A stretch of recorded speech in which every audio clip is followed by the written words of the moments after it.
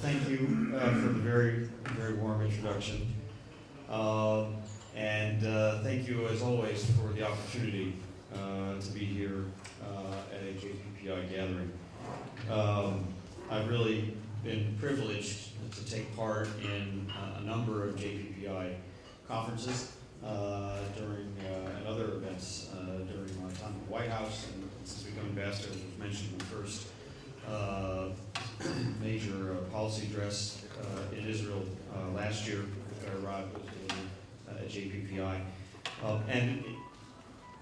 That's because I have such a deep appreciation for the work of JPPI, the leadership of Avi Noam and Haskell George, and many others here, who show a deep commitment to the most rigorous analysis that's based in fact, but also grounded in values and our ideals, all about ensuring a brighter future for the Jewish people. Now, in the mishpacha like this, I sometimes like to start with the word of Torah, and it relates to the opening of Parshat Vayera this week, when Abraham opens his tent to strangers who are coming and welcomes them with great hospitality, hospitality that really becomes the model for how a Jewish home is supposed to welcome visitors. The visitors, of course, share the unexpected news and the blessing of the impending arrival of the son, of Yitzhak. I think in these gatherings in which JPPI opens its doors to all parts of the Jewish world, the people who represent every perspective in this multifaceted community and all opinions, I think we see something of that spirit of Abraham's hospitality. And there's a blessing that flows from that as well. I don't want to compare you to Avraham Avinu. I think I may put too much burden on your shoulders.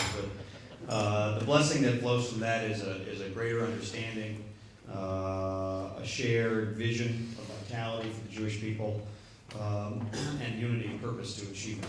And so I really want to compliment JPPI in that context. Particularly, and I think one of the critical focuses of the work of the Institute is reminding the world and reminding the Jewish people why the State of Israel was founded as a homeland for the Jewish people, to preserve their faith, their traditions, their values, and in so doing to forge a closer bond between Israel and the Jewish people. I consider that to be holy work, which I'm very happy to participate in. Now, it's another typical week in the U.S.-Israel relationship, and therefore for the U.S. Ambassador to Israel.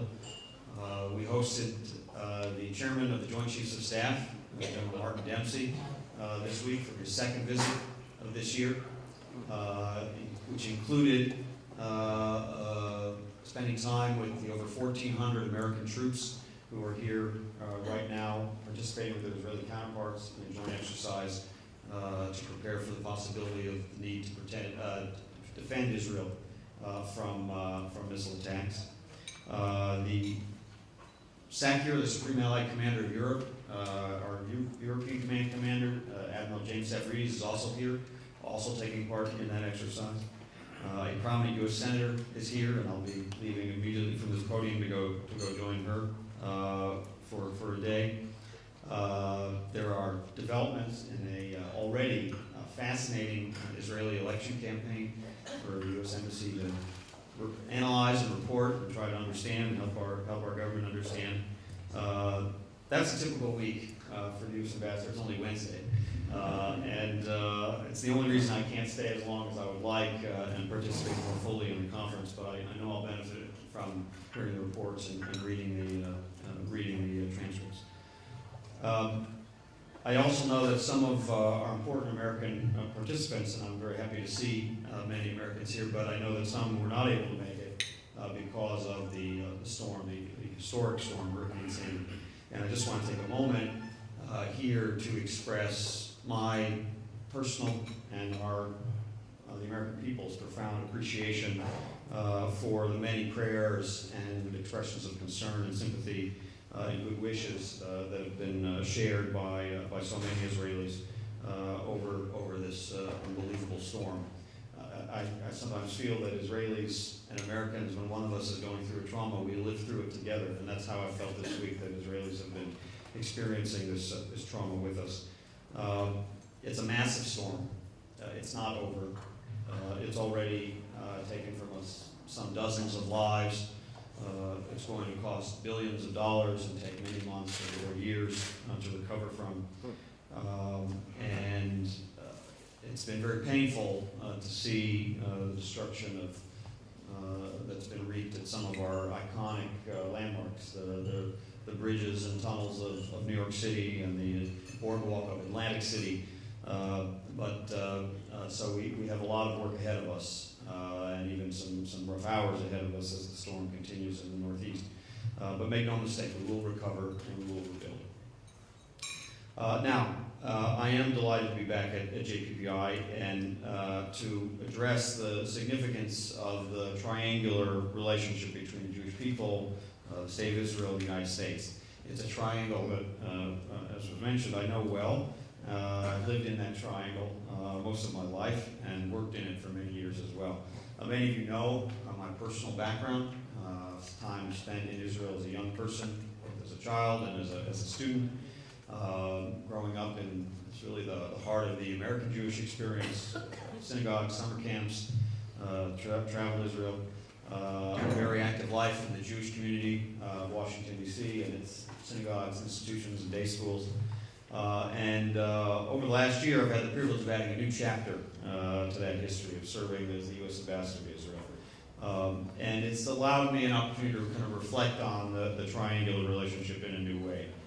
Yeah, there are some new developments in the relationship between U.S. and Israel and the Jewish communities here and there, but I think I want to focus on the enduring fundamentals which have been reinforced during the time I've been here as ambassador, certainly reinforced for me. First, American Jews of many backgrounds, and many of the people here represent the diversity of those backgrounds, have forged and nurtured the strongest of bonds with Israel. Jewish Americans are not by any means a monolithic group. They're diverse in their religious practice and their affiliations and their political views on issues across the board, both foreign and domestic. But it's impossible to deny a very special connection that I would say most people in the American Jewish community feel for Israel. We sometimes hear that there may be a distancing between younger Jews and Israel. I'm not sure that's the case. I think sometimes the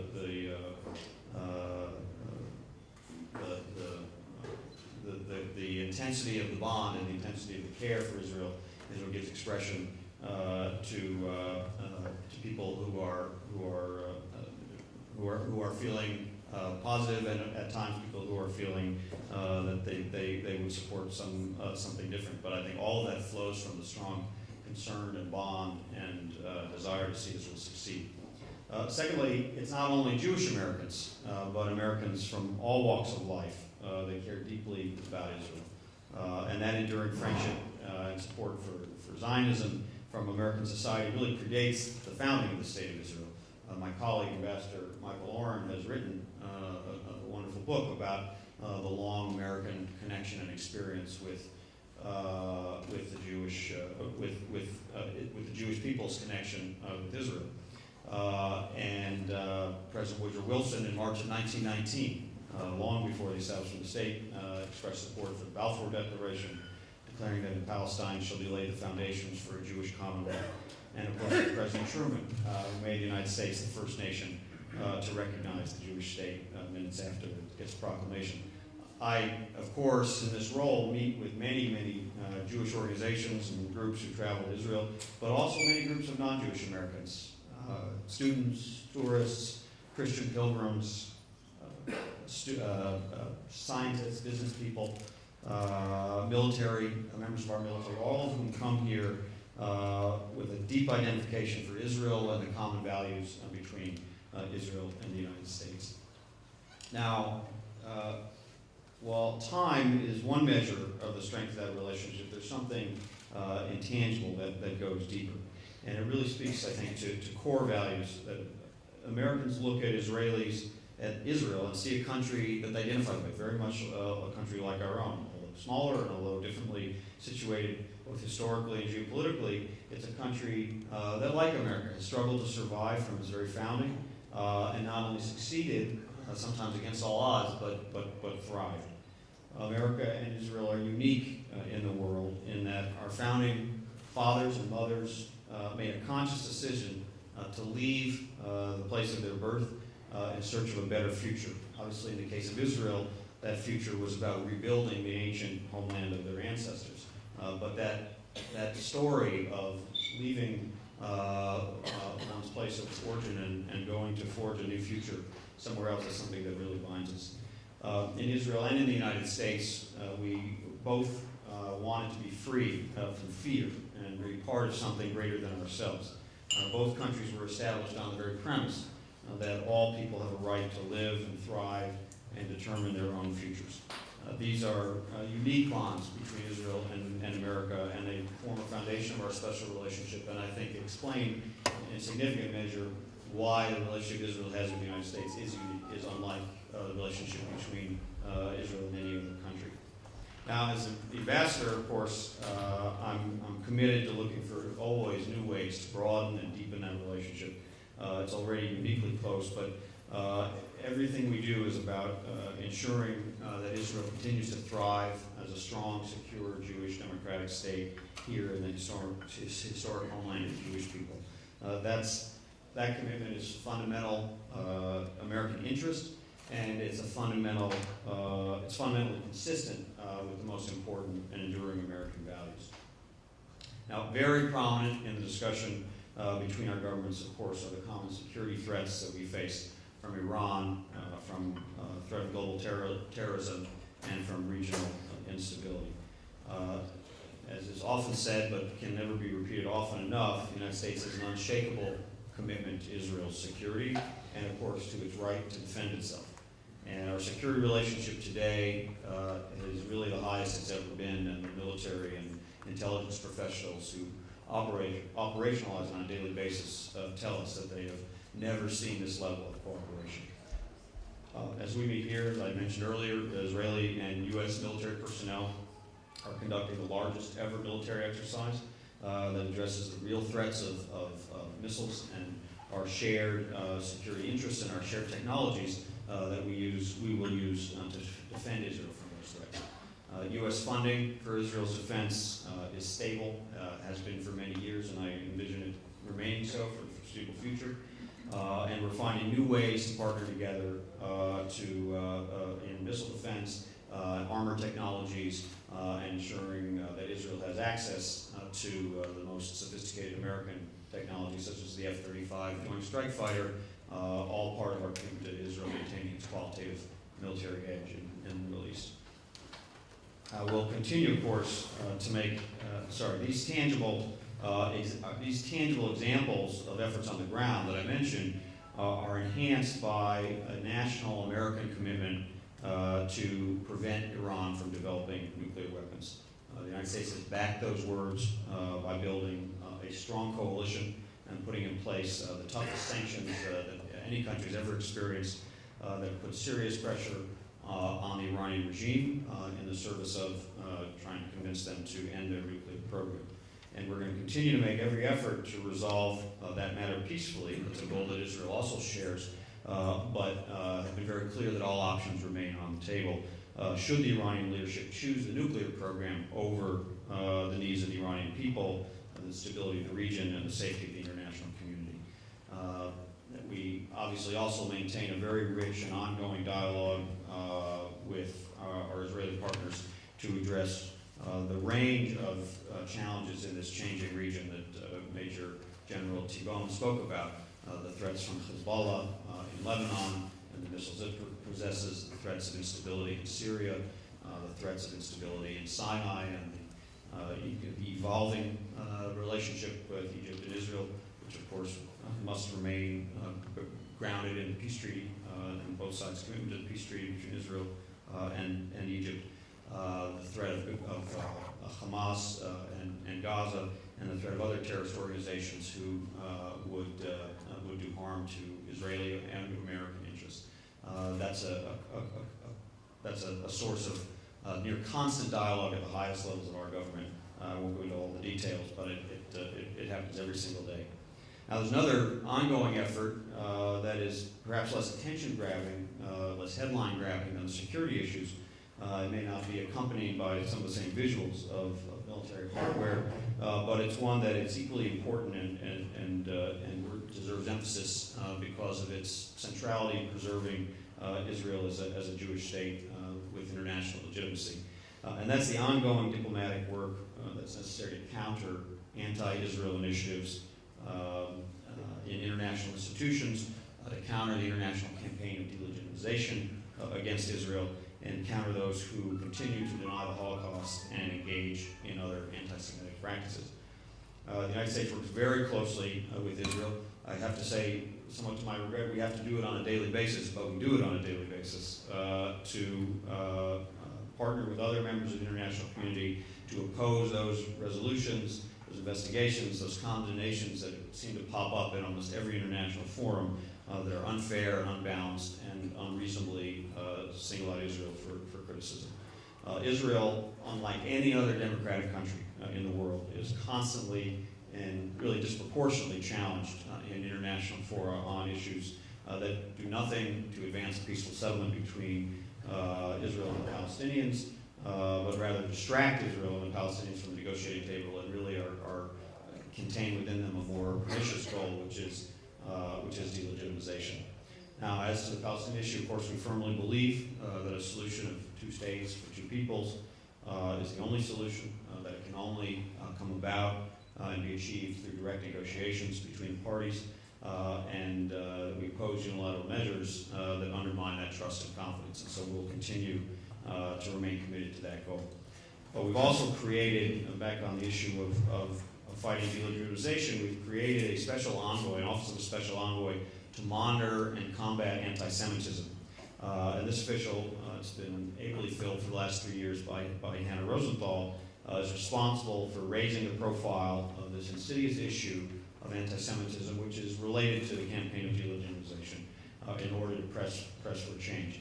Through that position, that office of the special envoy, we've made combating the 3 Ds that Natan Sharansky has identified: demonization, double standards, and delegitimization, part of our work plan, and includes directly confronting offenders and working for public leaders to condemn anti-Semitic voices and actions in their own countries and societies. Now, the United States is also working very hard to build relationships with Israel's future, with the next generation of Israel's leaders, by creating and strengthening people-to-people links. Many of those links happen organically. They happen between our academic institutions. They happen between our business communities. They happen between our scientific communities. And they need no boost from the United States government, but we believe it's in our interest to participate in building of those links as well, because both countries are evolving, their societies are changing, and we want to ensure that in the next decades, the links between us, both between our governments and between our peoples, are as strong now or stronger than they are now in the future.